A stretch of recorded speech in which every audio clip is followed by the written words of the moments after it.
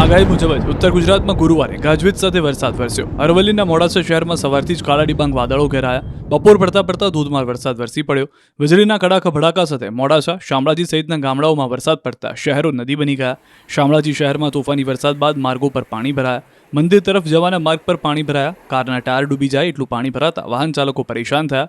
વાહન ચાલકો અટવાયા. બીજી તરફ સાબરકાંઠામાં પણ વહેલી સવારથી જ મેઘરાજાએ જમાવટ કરી. ધોધમાર વરસાદ વરસી જતા ઈડર હિંમતનગર સ્ટેટ હાઈવે પર પાણી ભરાઈ જતા જેથી વાહન ચાલકોની રફતાર ધીમી પડી ગઈ. તો વહેલી સવારથી ગ્રામ્ય વિસ્તારમાં પણ વરસાદ વરસ્યો. રોડ પર જાણે તોફાની બનીને નદી વહેતી હોય તેવા દ્રશ્યો ઈડરના ચાદર નજીકના છે.